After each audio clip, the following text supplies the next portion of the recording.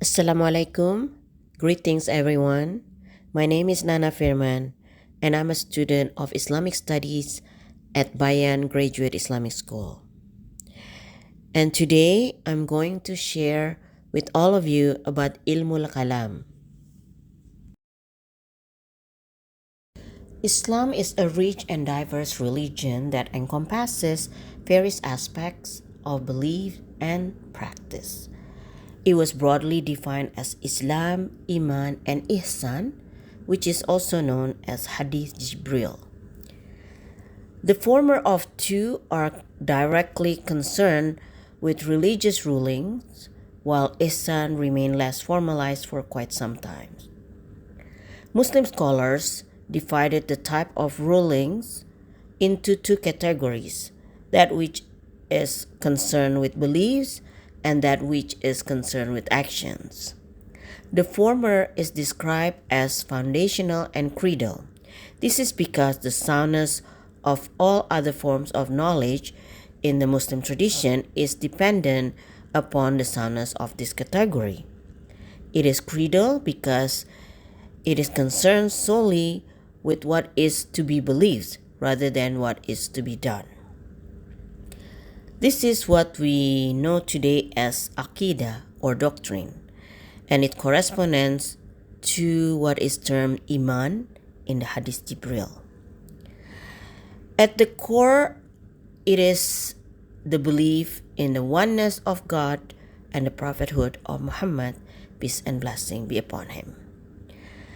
Muslims believe that God or Allah is the one and only God and that Muhammad is his final messenger. Muslims also believe in the existence of angels, the divine books revealed to prophets, the day of judgment, and predestination. Without sound Aqidah, one's act of worship are of no benefit. So the second category is considered derivative and operationals. It is derivative because it follows the establishment of sound Aqidah, which is the core basis. It is operational because it is concerned with actions rather than beliefs. This is what we know today as fiqh or jurisprudence, and it corresponds to Islam as mentioned in Hadith Jibril. Islam emphasizes the importance of righteous actions.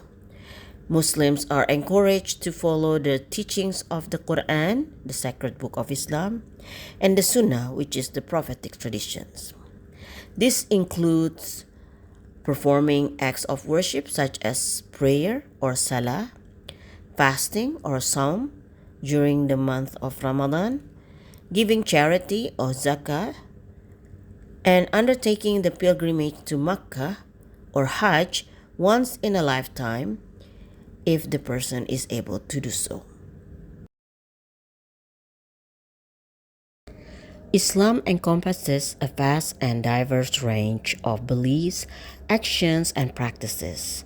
It is a dynamic religion that encourages personal growth, spirituality, and adherence to ethical principles. And to help guide Muslims to perform their rituals and social engagements, Muslim scholars throughout history have developed several sciences such as al-Kalām, or widely known as theology. Kalam refers to the theological discourse and reasoning within Islam. It involves the study and discussion of fundamental beliefs and concepts such as nature of God, his attributes, and relationships between faith and reason. Scholars engage in kalam to deepen their understanding of Islamic beliefs and address theological questions. Another one is ilmul fiqh, or jurisprudence. Fiqh deals with the practical application of Islamic teachings in everyday life. It encompasses a wide range of topics, including how to perform rituals correctly, marriage and family law, ethics, commerce, and more. Islamic jurists, known as fuqaha, interpret and derive rulings from the Quran and Hadith, the saying and actions of Prophet Muhammad, peace and blessing be upon him, and the consensus of Muslim scholars.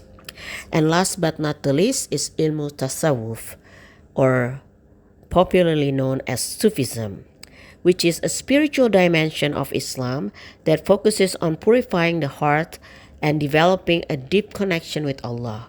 Sufis seek to attain closeness to God through practices such as meditation, dhikr or remembrance of God, self-discipline, and seeking a spiritual guide through a sheikh or teacher. Sufism emphasizes love, humility, and the pursuit of spiritual enlightenment. Eventually, the study of Aqidah became known by many names, but the most famous of these names is al-Kalām, or the science of Kalam. Al-Kalām is important and should be used as a guide by humans in conducting Islamic studies, since al-Kalām was established in an attempt to understand faith and religion by reasoning instead of relying on revealed texts. It is the use of rational evidence to understand matters in religious faith, which has also influenced contemporary theologians such as al-Ghazali and al-Faruqi.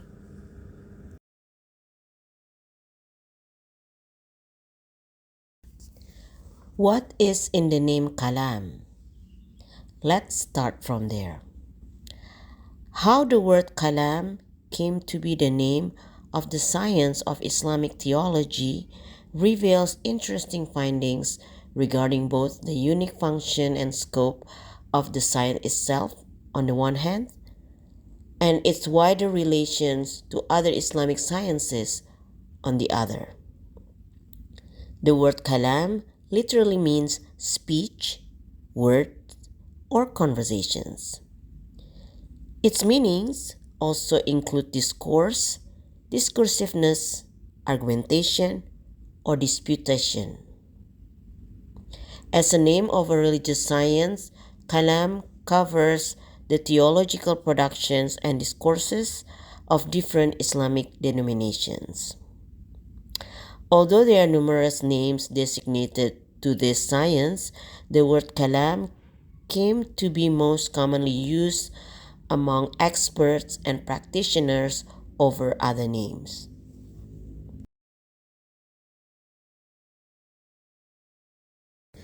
Ilmul Kalam is a rich and diverse field. The most convincing explanation for the origin of the name Ilmul Kalam perhaps was derived from the discussion of Muslims' creed only produce sincere utterances and have nothing to do with physical actions. In Islamic practice, Kalam refers to the discipline of seeking theological knowledge through explanation, agreement, and debate as the science of discourse. Since the use of the term in Islamic theology was derived from the Quranic expression Kalamullah, which means the word of God. Thus, Kalam was developed to provide answers to specific questions. For people in the North America, Ilmul Kalam can be a fascinating field of study that helps deepen their understanding of Islamic beliefs and principles. It provides a platform to explore and engage with complex theological questions such as the nature of God, the relationship between faith and reason, ethics, free will, and more. Engaging with Ilmul Kalam can foster intellectual growth and critical thinking, allowing individuals to develop a more nuanced understanding of their own faith and engage in meaningful discussion with others. It can also help bridge the gap between traditional Islamic teachings and modern challenges faced by Muslims in the North America. And by the way, the scholars of al-Kalām is known as mutakallimun.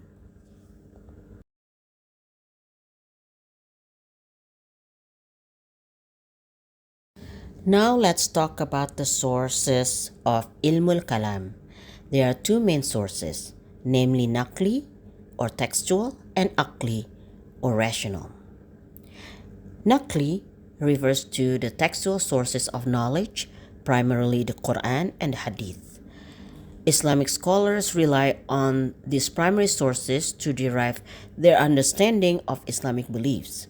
The Quran being the word of God as a miraculous revelation to Prophet Muhammad, peace and blessing be upon him, is considered the ultimate authority in matters of faith and will remain as the unchangeable revelation as the source of kalam. The Hadith, on the other hand, provides additional guidance and context to the teaching of the Quran. And Aqli refers to rational reasoning and intellectual discourse. Muslim scholars use their intellect, logic, and philosophical tools to analyze and interpret Islamic teachings. They engage in critical thinking, logical arguments, and debates to understand complex theological concepts. Aqli reasoning complements the textual sources by providing a deeper understanding and explanation of Islamic beliefs. Both Naqli and Aqli sources are essential in Ilmul Kalam, as they work together to provide a comprehensive understanding of Islamic theology. Scholars use textual sources to establish the foundation of their beliefs and then employ rational reasoning to clarify and defend those beliefs.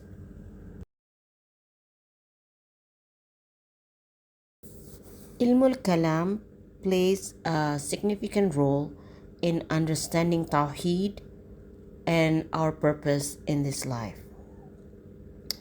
It delves into the study of nature and attributes of God. It explores concepts such as the oneness and unity of God, His divine attributes, and His relationship with creation. Through systemic analysis and rational inquiry, it helps individuals grasp the profound concept of God's oneness, His transcendence, and His eminence. It deepens our understanding of the unique and absolute nature of God. Besides that, Ilmu Kalam engages with the study of divine revelation, in particular the Quran, to comprehend God's guidance for humanity. It helps us interpret and understand the messages and teaching of the Quran in a nuanced and comprehensive manner. By studying Ilmul Kalam, individuals can gain insights into the purpose and wisdom behind God's commands, moral guidelines, and a guidance for a righteous and fulfilling life. And yet, Ilmul Kalam also addresses the questions of our purpose in this life. It explores the relationship between human beings and God, the concept of free will, and the moral responsibilities placed upon us. Through Ilmul Kalam, we gain an understanding that our purpose is to recognize, worship, and submit to God, while cultivating a sense of righteousness, justice, and compassion in our actions and interactions. It emphasizes the importance of fulfilling our obligations as individuals, as members of society, as well as stewards upon this earth. And by engaging with Ilmul Kalam, we can develop a profound connection with God, find guidance in His teachings, and strive to fulfill our purpose in this world. Tawheed is a fundamental concept in Islam that refers to the oneness and unity of God. It is the central theological principle that emphasizes the belief in the absolute and indivisible nature of God. Tawheed encompasses the belief that there is only one God without any partners or associates, and that He is the sole creator, sustainer, and controller of the universe. It is not only a belief in the numerical oneness of God, but also encompasses the concept of His uniqueness, incomparability, and transcendence. Here, Surat al-Ikhlas describes the fundamental concept of Tawheed. And Muslim believes that God is beyond human comprehension and that there is nothing in existence that can be likened to Him. It emphasizes the importance of monotheism, devotion, and submission to God. Muslims strive to uphold Tawheed in their beliefs, action, and relationship, recognizing that God's oneness is the foundation of their faith and the key to attaining spiritual fulfillment and closeness to God.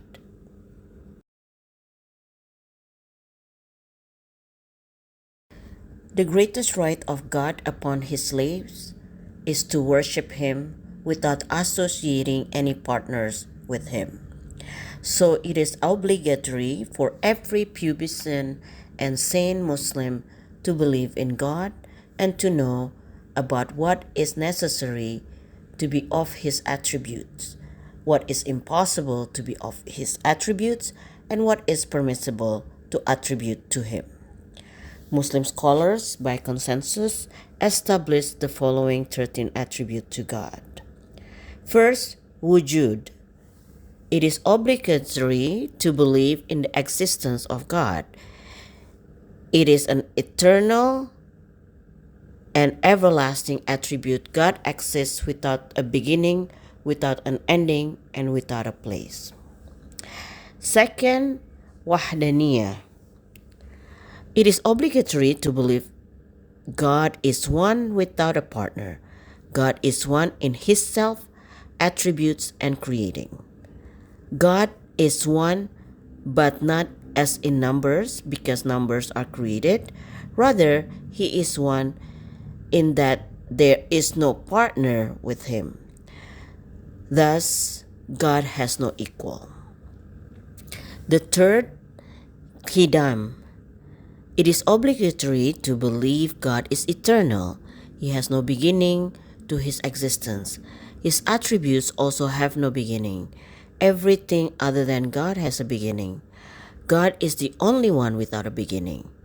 Nothing is eternal except God and His attributes. And the fourth, baqa. It is obligatory to believe God is everlasting. His existence does not end. His existence is everlasting, and His attributes are everlasting. There is nothing everlasting in itself except God, because annihilation does not apply to His self. And fifth is qiyam bin nafs. This means God does not need anything. He is no needness of others. And sixth, mukafalatu lil hawadith, which is God does not resemble any of His creations, neither in His self, nor in His attributes, nor in His creating.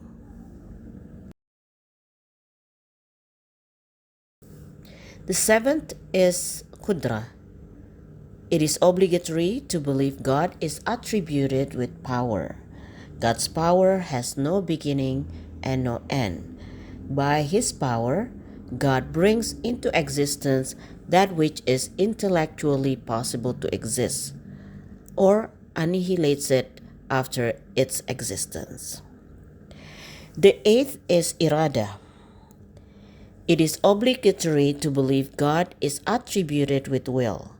The will of God has no beginning and no end. By His will, God specifies that which is intellectually possible with certain attributes rather than others. The ninth is ilm. It is obligatory to believe God is attributed with knowledge. The knowledge of God has no beginning and no end. This is an attribute of His self that does not increase, decrease, or develop. God knows eternally about His self-attributes and what He creates.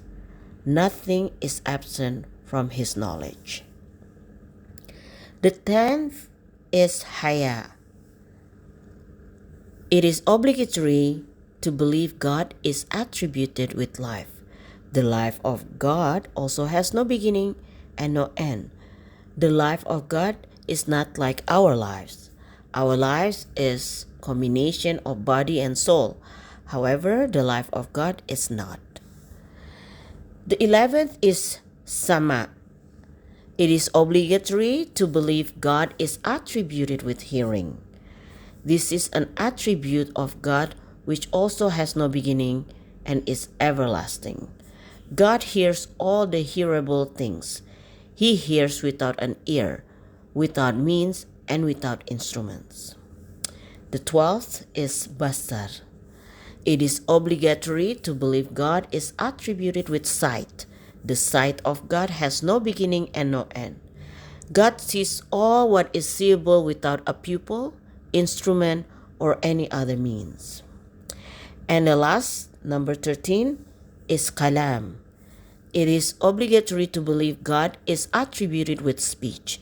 The speech of God has no beginning and is an everlasting attribute with which God orders, forbids, and informs. It is not a letter, nor a sound, nor a language.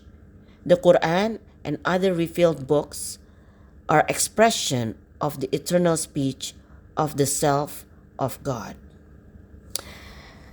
So, those who don't believe in the existence of God, such as those who negate the existence of God, is considered atheists. And those who are ignorant of God's attributes is considered disobeying and committing a huge sin.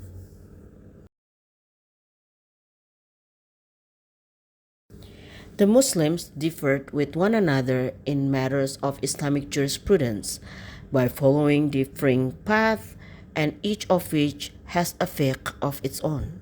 Similarly, from the viewpoint of Kalām, Islamic theology encompasses various schools of thought, and they divide it into various schools, each with its own set of principal doctrines.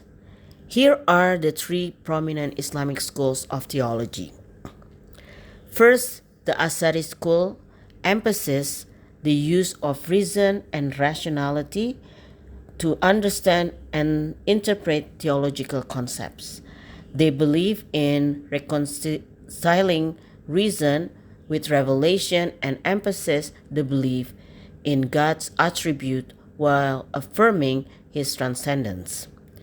Ash'aris prioritize the concept of free will and argue that human actions are created by God while still granting humans responsibility for their choices.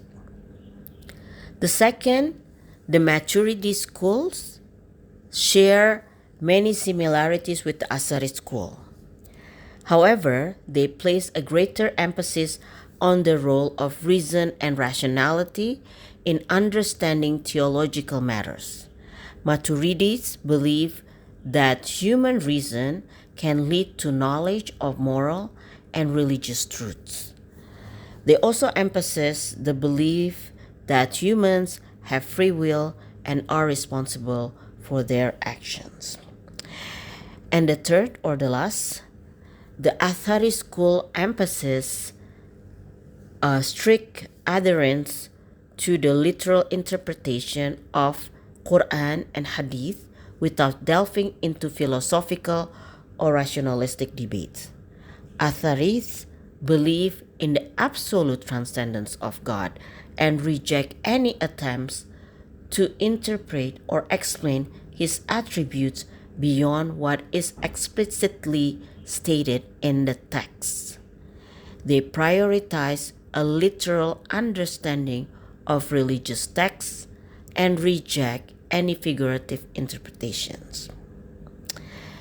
These schools of theology contribute to the richness and diversity of Islamic thought, providing different perspectives and approaches to understanding the nature of God, His attributes, and the relationship between reason and revelation.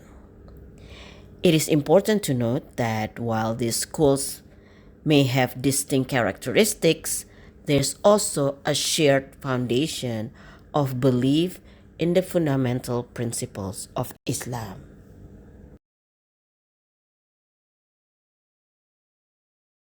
Now let's delve into what is the contingency argument. It is a philosophical argument that aims to establish the existence of a necessary being. It is often used as a form of evidence for the existence of God. The argument can be explained in the following. The world contains contingent beings, which are beings that depend on other factors or causes for their existence. They are not self-sufficient and could have potentially not existed. For example, consider a room with a table, a chair, and a book. These objects are contingent beings because they rely on various factors for their existence.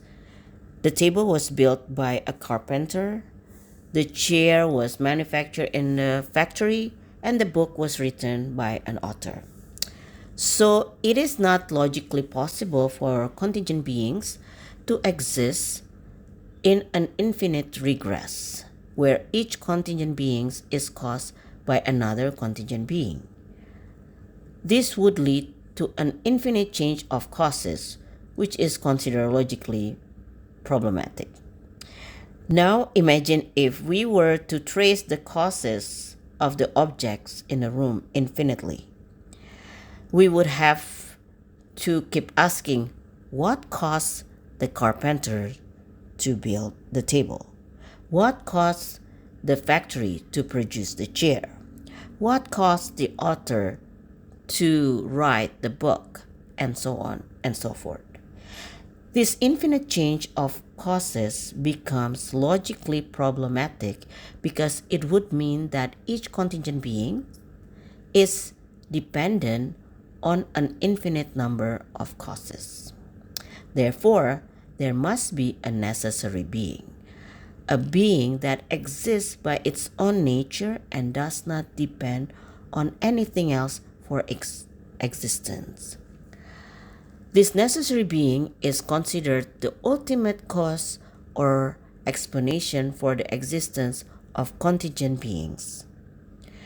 And to avoid this infinite regress, we conclude that there must be a necessary being, a being that does not rely on anything else for its existence. This necessary being is commonly understood to be God, as it possesses the qualities traditionally associated with God, such as being eternal, self-sufficient, and the ultimate source of all existence.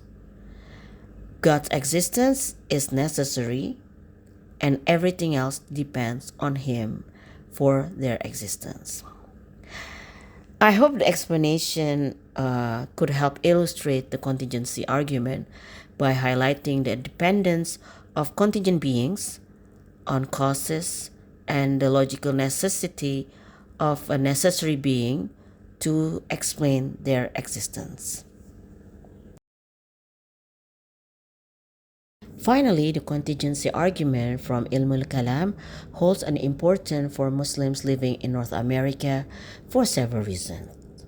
First, the contingency argument provides a philosophical framework for Muslims to explore and understand the existence of a necessary being.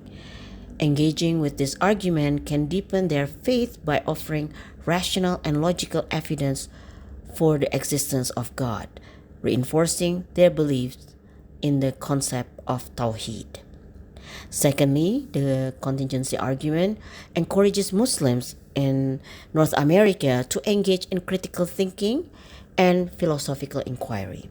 It allows them to explore the rational foundations of their faith, enhancing their intellectual capabilities and providing them with the tools to engage in discussions and debates about Islam within a diverse society.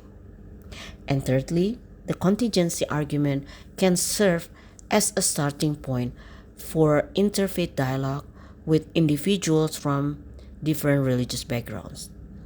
By sharing the Islamic perspective on the existence of a necessary being, Muslims can contribute to meaningful conversations, fostering understanding and mutual respect among diverse religious communities. And fourth, in pluralistic society like North America, Muslims may encounter doubts and skepticism about their faith. The contingency argument offers a rational basis for belief in God, addressing intellectual challenges and providing Muslims with a framework to respond to questions or objections raised by others. And finally, al-Kalām emphasizes the compatibility of faith and reason. Studying and understanding the contingency argument enables Muslims to reconcile their religious beliefs with intellectual inquiry, fostering a holistic approach to their faith that embraces both spiritual and rational dimensions.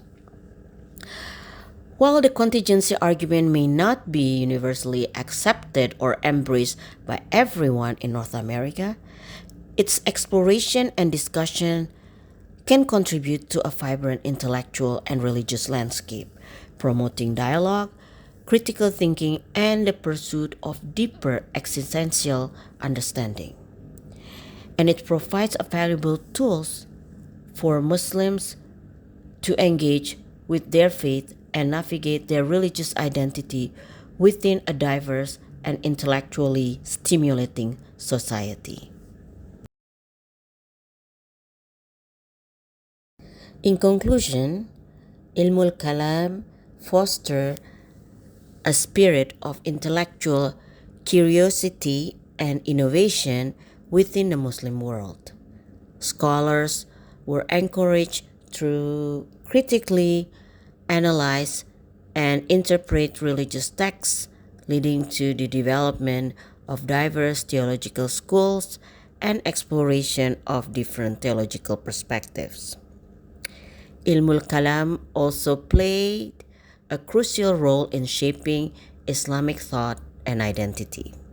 It provided Muslims with a deeper understanding of their faith and helping them to articulate their beliefs and values in a coherent and meaningful way.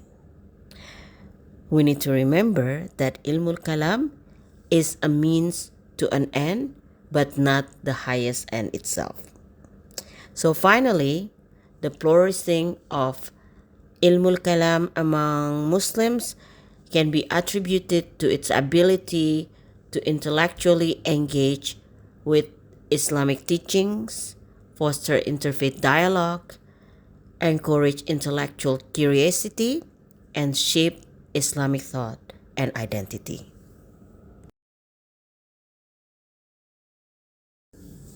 I appreciate the opportunity to speak with all of you today. Thank you very much for your attention. Billahi taufiq wal hidayah. Wassalamualaikum warahmatullahi wabarakatuh.